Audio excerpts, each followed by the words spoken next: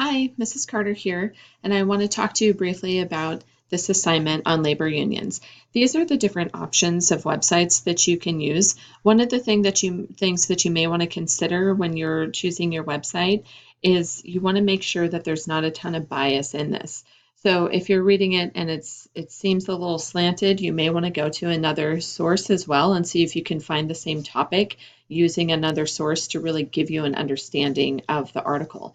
When you provide a summary, it asks you to do this in one paragraph right here.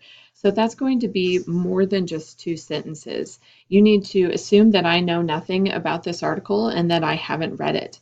So your summary should be very clear, and it should be 4, 5, 6 or more sentences to truly give me an understanding of the summary. In the second paragraph, you're asked to connect this to what you've learned in the lesson.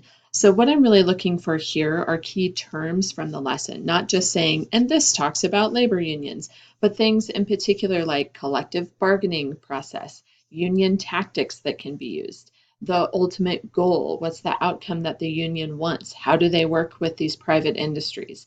So you really need to show me what you know about this unit and connect that to the summary.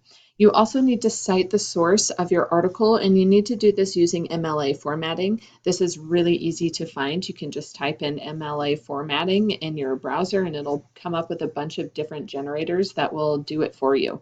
But you need to get used to always citing your sources using MLA or APA formatting. You'll need to do this in college too, so it's good practice to get used to doing that now.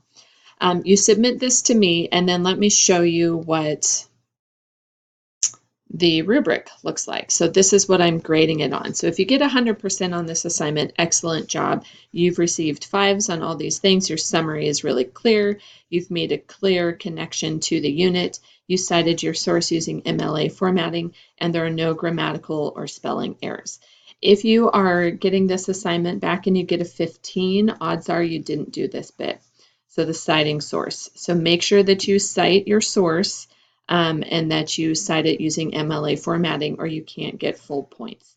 Also, like always in this class, make sure that your grammar is clear and correct and that you are capitalizing the word I.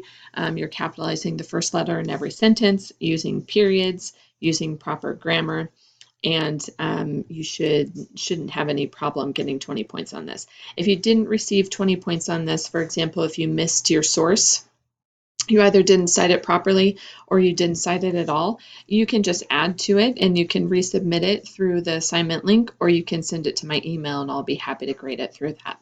So good job on this. Let me know if you have any questions, and thanks a lot.